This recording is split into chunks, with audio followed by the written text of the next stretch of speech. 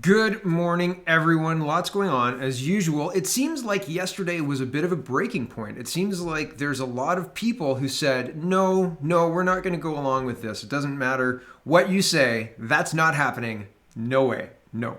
But first, before we get into that, I just want to remind you, sign up for the email list, the newsletter, and the show updates list, just in case YouTube kicks me off. You can sign up for just show updates on CanadaReport.co, or if you want to sign up for the weekly newsletter that as soon as I fix my technology, I will start sending it out.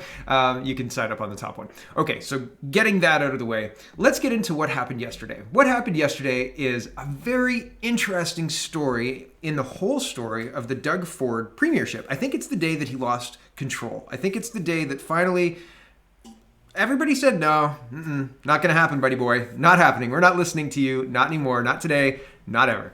And so here's the story. And they switched positions within less than 24 hours of issuing their positions. But I think there's more to this.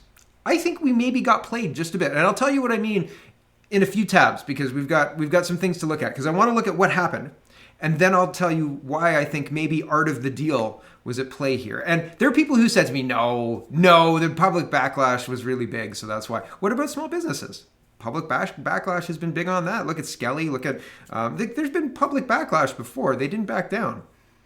Art of the deal a little bit, maybe playing the public a little bit like a fiddle. Maybe not. Maybe they are incompetent. But maybe they knew they were going a little bit too far and bent it back so as to minimize the backlash on the things that are still in place. Golf, interprovincial travel, it's on the list.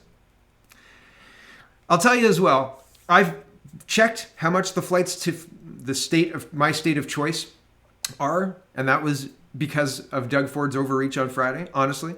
I've checked the prices. I've checked the prices of places to stay for long-term rentals, right?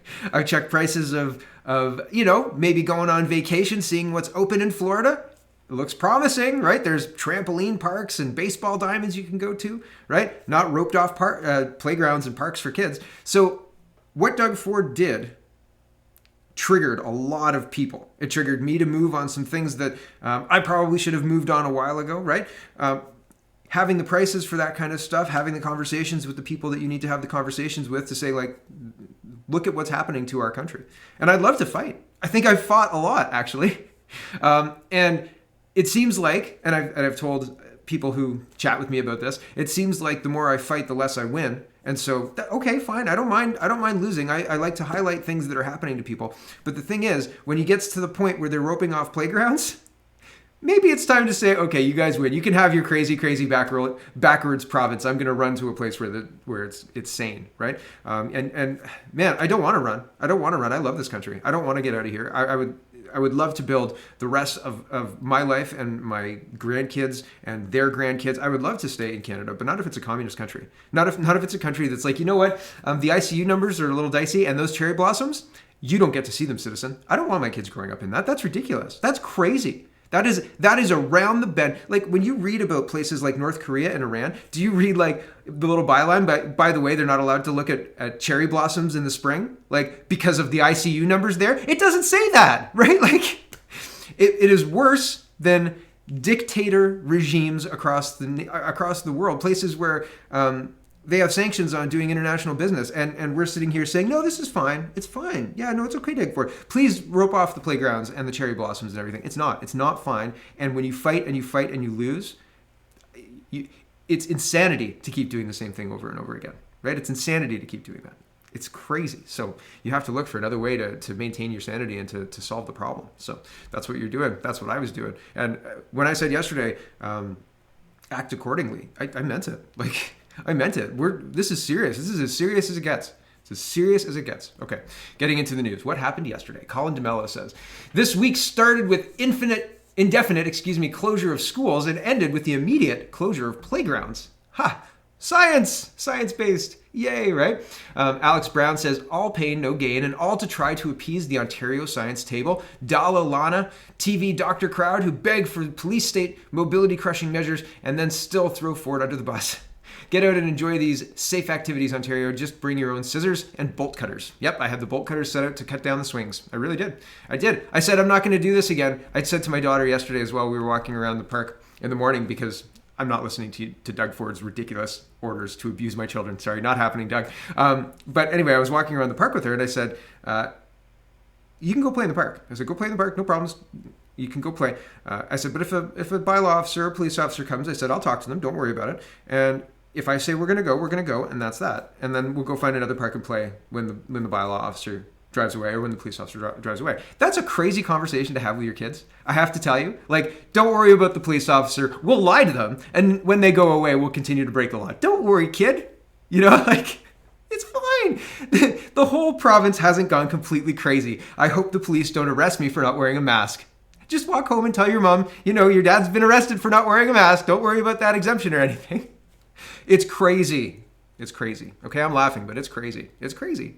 That's not how you expect to raise your children, right? Like the frame of reference we had in 2018, right? Like you go on a couple of vacations a year, maybe you fly down to Florida, maybe you fly down to Cuba, maybe you fly down to Mexico or something like that. You go to Great Wolf Lodge. That frame of reference is blown out of the water because PCR tests and 2-week hotel stays, and you can't book a room at Great Wolf Lodge these days. It's closed in Ontario. So the frame of reference we once had, blown out of the water. So, and I apologize that I'm diatribing so much, but it is, I want to underscore, yesterday was a breaking point. Yesterday was a point where people said no. But they've done that before. Okay, back to the first order that was sent out 23 hours ago. So 8:43 a.m. the government released the new regulations officially outlawing playgrounds and outdoor facilities for Ontario. An outdoor recreational amenity is a park or recreational area and may be open for the purposes of permitting persons to walk through the park or recreational area. A person shall not use any outdoor recreational amenities, including the following: all outdoor playgrounds, play structures, and equipment. Welcome to Communist Ontario, right? Wow, right? And then here's Anthony Fury. He says, I've decided that I want to be issued a playground ticket. I'll keep it framed on my wall as a reminder, and in the future, my children will be able to sell it at auction as a historical document. Like, remember in Canada when they roped off the playgrounds and didn't let the kids play? Here's an image from Chloe. She says, from my family to yours, yes, children, stick your middle finger up at the premier because he's an asshole, okay? Go ahead, I'll take a picture of it. It's really funny. Ha ha ha, click. Right? It is funny. This is insane. This is not what you... Remember Kathleen Wynne? Kathleen Wynne was hated. 2 weeks before the election, she said, please, I know that you're not going to vote for me, but please don't vote for Doug. Vote for Andrea Horwath. She was just begging people to not vote for Doug Ford, and she knew that she had lost. And I thought that was pretty funny. And in hindsight, man, like, not that I think that Kathleen Wynne would be better. She wouldn't have been better. We would have been locked down harder and earlier and all sorts of terribleness. But this is funny. No, she wasn't as hated as Doug Ford is hated now with children giving Doug Ford the finger on a swing. This is Ontario 2020. Isn't that wild? I think that's just incredible. So that's one person.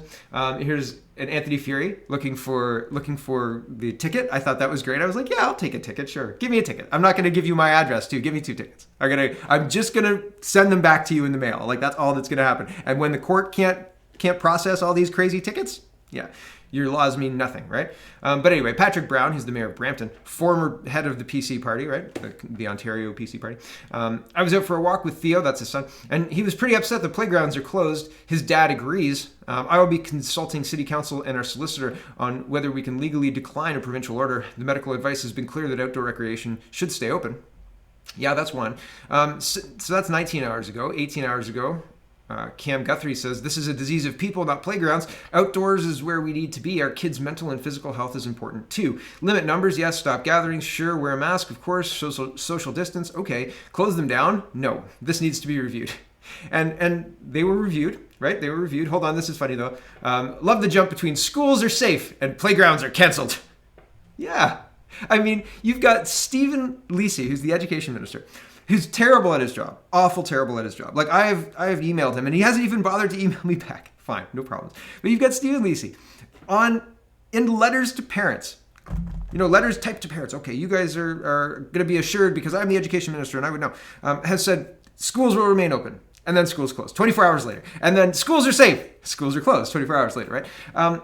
This is not about safety. I've told you before, it's about unions. It's about unions, right? Like if kids can all go and have online learning in the same classroom on a computer, they can go to school, right? It's the union that's the difference. It's the union that's the problem, you could say. But Stephen Lisi doesn't have any credibility, right? And so we've got this situation where the federal government, or the provincial government is saying, I don't know, mid last week, schools are totally safe, and then canceling playgrounds in order to stop the spread of COVID-19. Where the spread of COVID-19, can it be tied to playgrounds? Is there a lot of playground? I'll show you mobility data. Actually, I'll show you where it comes from in the Rumble segment, because I don't want to talk about the COVID-19 stuff too much on YouTube, because they get upset about that kind of stuff. YouTube's very sensitive, right? It's like a very, you can't say the wrong thing or that's it. Game over, right? Okay, so anyway, love the jump between schools are safe and playgrounds are canceled. Toronto Star published at 3 o'clock yesterday, or 3:15 maybe, Ontario backpedals on new police powers after backlash. Alberta confirms second blood clot after case of AstraZeneca vaccine. So Toronto Star is reporting that the police powers are backpedaled on, but so are the playgrounds, right? In less than 24 hours, the playgrounds, the whole thing was repealed. Here's the timeline. Public Health says, do not lift restrictions, third wave will happen, blah, blah, blah. Lifts third wave restrictions, third wave hits disaster scenario. Again, this is somebody's meme, and I think that it's incorrect. Anyway, Ontario government in writing, schools will remain open. Ontario government, next day, schools are closed, effective immediately. Ontario government, no playgrounds and a police state. And then Ontario government, less than 24 hours later, yes, playgrounds and a police state light. Yeah, right, except for the first one. And here is an open letter to Doug Ford from the Canadian Pediatric Society. Basically, the letter says, it says kids' mental health is suffering and keeping them off playgrounds and basketball courts isn't going to stop COVID-19, but it will hurt children and youth. Lift the restrictions on outdoor recreation spaces now. So a lot of people were pushing back on this. A lot of people. So Doug Ford says, whoa. Ontario's enhanced restrictions were always intended to stop large gatherings where spread can happen. Our regulations will be amended to allow playgrounds, but gathering outside will still be enforced. Play outside safely. Parents, keep your distance and wear masks if you can't. So they backed off. But I don't know. Did they convene anything yesterday? 17 hours ago? 18 hours ago, Cam Guthrie says, we should look at this. And then 17 hours ago, Doug Ford says, okay. With no debate, no recalling for an emergency session, we're going to talk about this, we're going to review the science. Isn't it science-based? So if it's science-based, come on, there we go.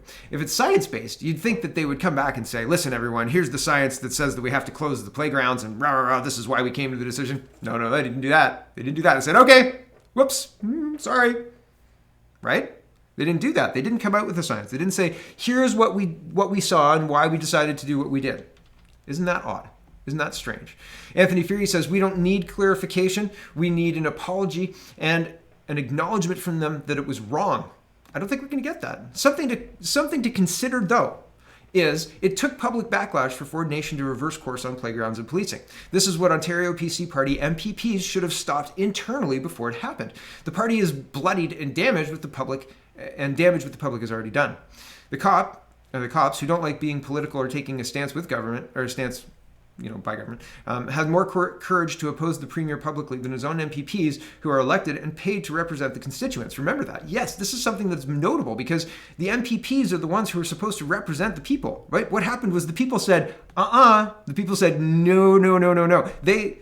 What was going to happen is they were going to, in December, Boris Johnson made Christmas gatherings illegal and then realized that people were going to do it anyway. So making them illegal would make everyone criminals. But criminalizing everyday behavior is the stuff of dictators, right? Is the stuff of despots. So when they do that and they normalize breaking the law, that's bad for the government, right? Same situation here. Ford lost the people. And it was really obvious because the mayors were tweeting about it. And I think that was coordinated. If you're a mayor, you probably get invited to a secret telegram, right? And you're like, are you going to tweet about that, Patrick? You bet you can, right? Like, let's tweet together. I'll tweet an hour after you.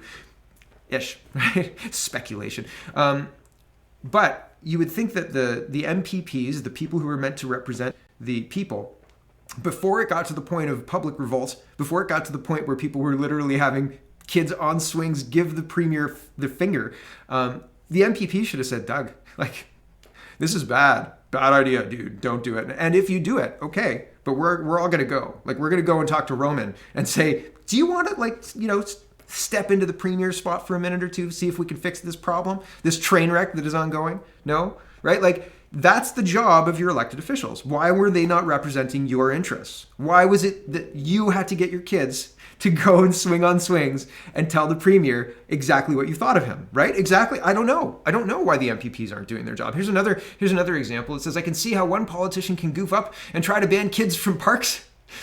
But how do you talk a whole cabinet into agreeing? Well, if stupidity got you into this mess, maybe stupidity will get you out of it. And it's funny when it's framed like that, right? Like it's like Footloose, but with parks, and like the bad Mr. Finkel. Mr. Finkel's the bad. No, he's that was Ace Ventura. I'm thinking Recess. Anyway, the principal, like having an evil principal, and what he's going to do is he's going to take away the parks, right? Ha ha ha ha ha. And the sane people say, sir, that's not, you can't outlaw dancing, man, right? Kevin Bacon's gonna show up and he's gonna dance your face off, right? Like, it's not gonna work, Doug. It's not gonna work. They're gonna have kids on swings giving you the finger, man. It's not gonna work. Ryerson conservatives say, the Ontario government's extension and expansion of the stay-at-home order yesterday was deeply troubling, and to the Ryerson conservatives, unacceptable. Restricting people's ability to worship, travel, and gather freely is not conservative. Furthermore, giving people or police the freedom to arbitrarily stop and harass citizens and demand to know where they are going is a policy tailor-made for communist China, not Ontario. Well said, conservatives, or Ryerson conservatives. The damage these lockdowns and stay-at-home orders have had, and will continue to have on the mental and economic health of this province will far outlast the immediate effects of this pandemic. When the virus is behind us, Canadians will have to reckon with the truth that in these last years, their elected leaders took advantage of the situation to push radical political agendas and, in other cases, used the boot of government to stomp on the rights and livelihoods of those they are sworn to protect under the guise of public health. Our club cannot and will not support the government's restrictions on the liberty of Ontarians. At the moment, we are the only campus group to publicly speak out against these lockdowns, but we hope that our persistence will motivate others to do the same. Conservatives in this province and in this country must remember the fundamental truth and rights come first and begin to speak up regardless of whether consequences or punishments may come their way. We are willing to take whatever is thrown at us because loyalty to a political party is not more important than loyalty to one's own conscience. A real conservative party would never support these measures.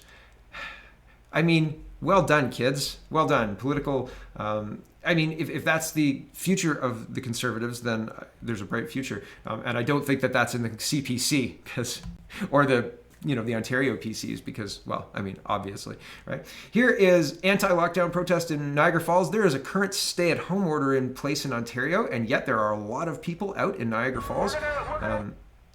Sorry, the transition is rough there. But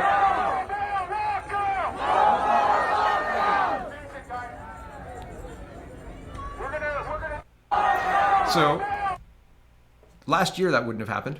Right? Last year, people were afraid. People were genuinely fearful of something that we didn't understand. We didn't know what it was. We've got a year of data now, and people are saying no more lockdowns. No more lockdowns. Doug Ford is taking heat, right? The largest crowd to date in more than a month of anti-lockdown protests in Barrie gathered at Meridian Place downtown on Saturday afternoon to hear from Maxime Bernier, leader of the People's Party of Canada. And so here's the article from Barrie 360, right? And yeah, it was a big crowd. And Bernier did 2 events yesterday. He went to Niagara Falls and he went to Barrie. And both speeches are available. I have not heard the Barrie speech. I haven't heard one of them. I heard parts of the other one, but not the Barrie speech yet. So again, Mr. Bernier is joining in and speaking out, and fingers crossed. I'm hopeful that I'm terribly wrong about the federal elections and that the PPC gains a seat. Yay, that would be great. Anyway, here's Toronto as well. During the stay-at-home order, they're marching in the streets and ignoring the stay-at-home order, right? And that's a lot of people. That's a lot of people who are frustrated and not willing to tolerate the continued encroachment and removal of their rights, right? Like that's worthwhile. That's worth noting. Good for them. I don't like crowds. Sorry. This is how I help. Sorry. Anyway, today was a non-confidence vote in Ford Nation, Doug Ford. It was a non-confidence vote in Miss Elliott, in the Minister of Health. It was a non-confidence vote in the Ontario Science Table, and it was a reality check for the entire fascist lockdown cabal. Next step, reopen schools now. See, there's outrage. People are upset. People don't like their kids having an increased chance of wanting to commit suicide. They don't like their kids having an increased chance of losing their childhood, right? Like, and that's what's happening. They're stealing it, right? Just as much as the playgrounds being closed is hurting kids, the schools being closed is hurting teenagers. They need that freedom. They need the ability to develop their personality, develop who they are, right? They need to screw up without their parents being right there. They need to screw up without their siblings is probably okay. But like, they need the opportunity to be independent. And that's difficult in a lockdown society, difficult in a communist society. It's difficult when the boot heel of the public health is on your throat and they say, don't go to restaurants, rah, right? Don't go to parks, rah, scary. Doug Ford will resign before the next provincial election. I can almost guarantee it. He's done. Yeah. I wouldn't vote for him. Sorry, not going to happen. Need an entire rebranding. The entire cabinet gone. See you later, all of you. Ugh, yuck. And I mean, I don't know that the PC party is salvageable.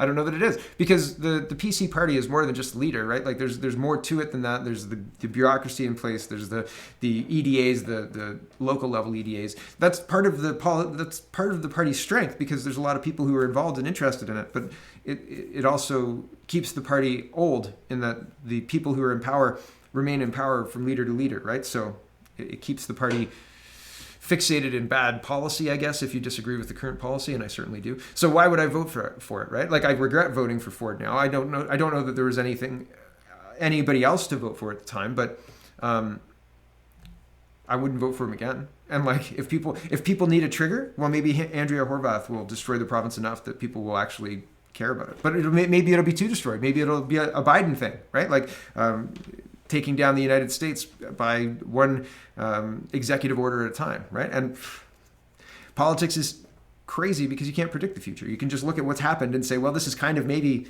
the path it's tracking on, similar, right? Ish. Look at what's happening.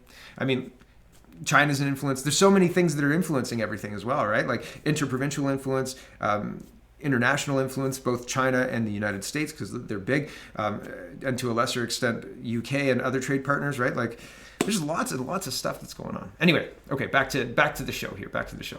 We got played. How do I think that we got played? So, art of the deal is ask for something absolutely wild and crazy, unlikely that you're to get. You're not entirely likely to win if you ask for.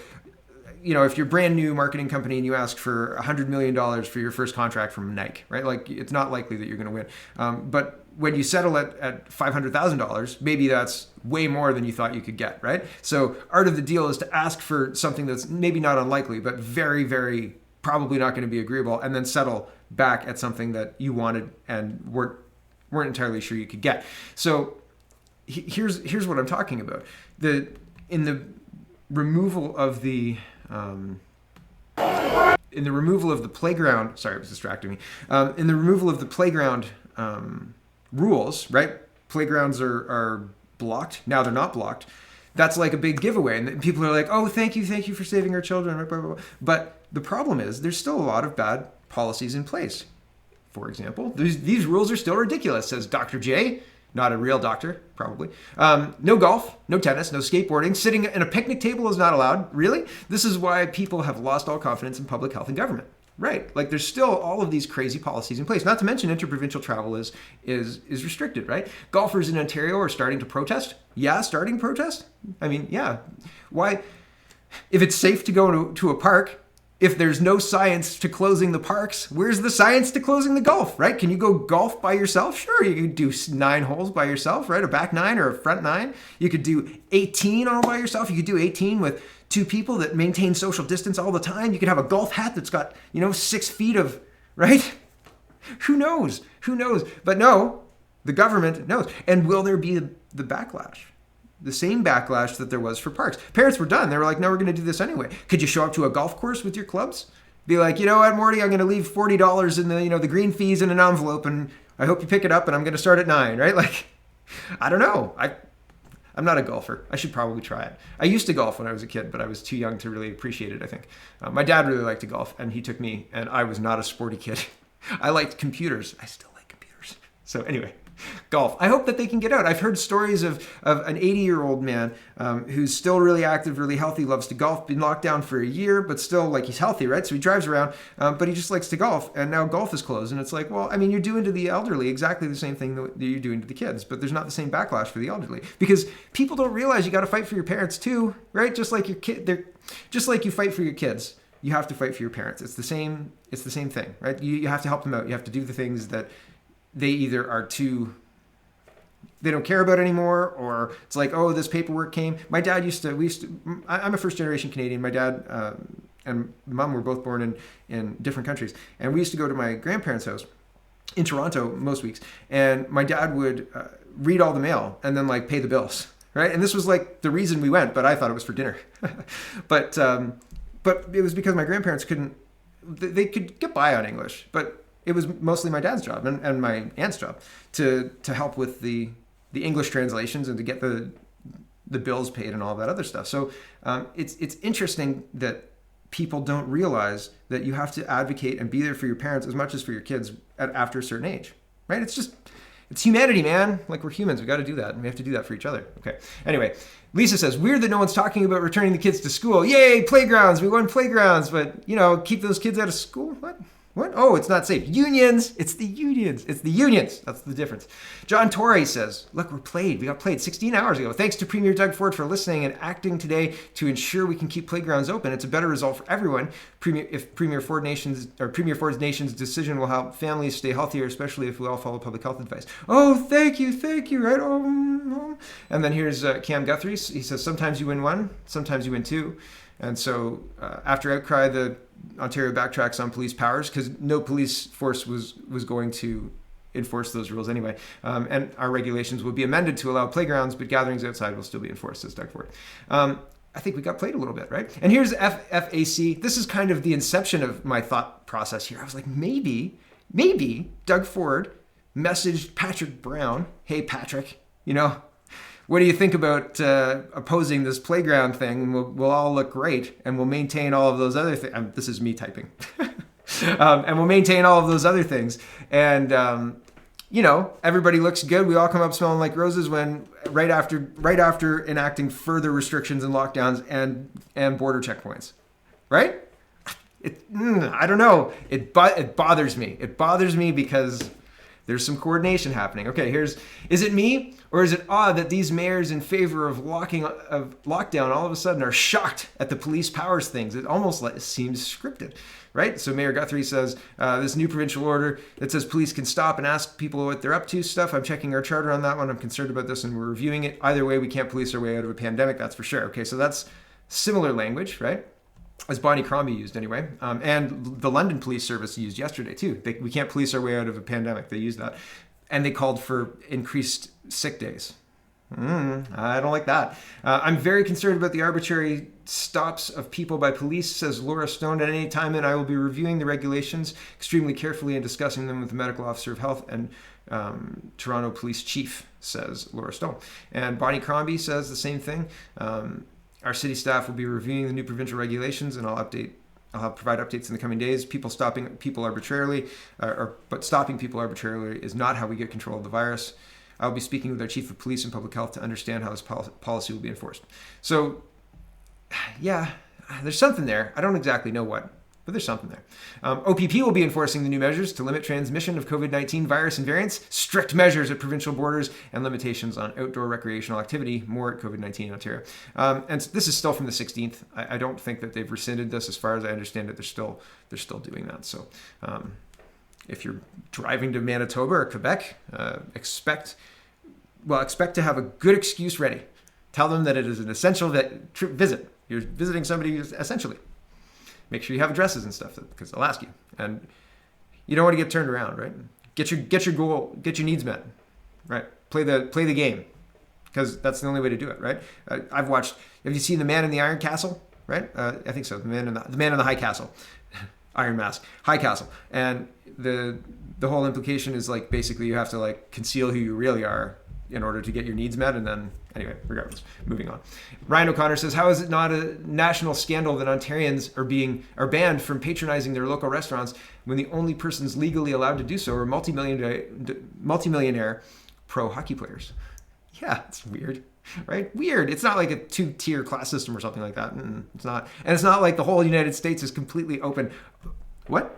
Oh, it's mostly open with mixed states and no mostly closed states? Isn't that weird, right? Here's, do Ontarians just not realize this? Here's the map for the U.S. and it says, like, mostly open is the blue there. California, Arizona, New Mexico, Colorado, and Oregon are mixed, meaning like there's mixed mandates and stuff, but mostly open is how the United States is. So Connecticut, Rhode Island, looks also mixed. So that's weird. We live in a very locked down place and they're looking at locking us down more and they don't really want to talk about the data. Thank you very much. Why is, talking about the Nova Scotia gunman, 1 year ago, it's a year anniversary and we know nothing about it, eh? It's very strange to have a mass shooting in Canada that justifies a big crackdown on legal gun owners and then no data about it at all and a whole bunch of really fishy, like, situations regarding police cars and ownership of United States weapons and RCMP cars, right? And what was his name? Wharton? Very, very strange stuff. 1 year ago, a gunman disguised as a Mountie torched homes in Portapique, killed neighbors, acquaintances, and strangers. 22 people died in what would become one of the worst mass killings in Canadian history. You got to wonder why they didn't send a text, like an Amber Alert. Stay in your home. Don't listen to anybody appearing to be an RCMP officer. You know, that would be helpful, wouldn't it have? Anyway, getting into the economy before we switch over to Rumble. The new Liberal fiscal model is a deep black hole, thanks to Chrystia Freeland. Freeland's Budget Monday is expected to launch Ottawa into a fiscal stratosphere with the greatest peacetime explosion of debt and spending in Canadian history. I just wanted to read this history because April 2015 seemed like a much more innocent time. Remember way back to April 2015, the last season of Mad Men was on TV, The Weeknd and Taylor Swift were at the top of the Billboard charts, and the Toronto Blue Jays had trounced the Yankees on opening day with a home run from Edwin, I can't say that, setting the stage for a major run that came close to winning the League Baseball Championship. Oh, and in Ottawa on April 21st, 2015, exactly 6 years ago, Finance Minister Joe Oliver delivered a balanced federal budget. Oliver's last budget as a Conservative finance minister projected a small surplus of $1.4 billion. Oh man, wouldn't that be great, eh? It's like, it didn't take long for Canada's fiscal gears to shift. Joe Oliver and Harper Conservatives lost the 2015 election, leaving the federal kitty open for the beginning of a Liberal raid. The Weeknd and Taylor Swift were still on the charts in March 2017 when the first full-fledged Liberal budget outlined annual deficits of $20 billion for the next 4 years. So from $1.4 billion surplus to $20 billion deficits. Finance Minister Chrystia Freeland's Liberal Budget Monday is expected to launch Ottawa into the fiscal stratosphere with the greatest peacetime explosion of debt and spending in Canadian history. And one key measure, the amount of real constant dollar federal debt for every man, woman, and child in Canada is already $35,000, having soared above the previous 1990s high of $33,000, a level that led to Ottawa's 1990s fiscal crisis, spending cuts, tax increases, and a 60-cent Canadian dollar. So there are real consequences to this. But this time is different, they say, propelled by a profound confluence of events, ideologies, and economic theories. From COVID to climate to ultra-low interest rates, Canada and the world have entered a new fiscal galaxy, one in which it seems that anything goes, where there are no real limits on what government can do to boost jobs, growth, and equity, and fund any green thing that comes into the mists or the minds of politicians and activists. It's like we're playing the entire Canadian economy like it's the crypto economy. Like, did you see how much that Bitcoin went up? We got to get into that right now. Like, let's get Bitcoin. Let's do this. It just seems like people who don't know what they're doing managing this whole thing. And, well, I mean, Chrystia Freeland was a reporter, right? And she likes stakeholder capitalism, which is hardly capitalism. This is just embarrassing. This is just embarrassing. I gotta fade the volume up as it goes because it's offensive. Well, it's not offensive. Okay, I'll just play it here. I hope it's not too loud. This is what Jagmeet Singh, the leader of the NDP, is doing to appeal to voters. Hold on, let's make this big. Let's make this big. Okay, this is what Jagmeet Singh is doing to appeal to voters. Here we go. It's just it's so cringe. Here we go.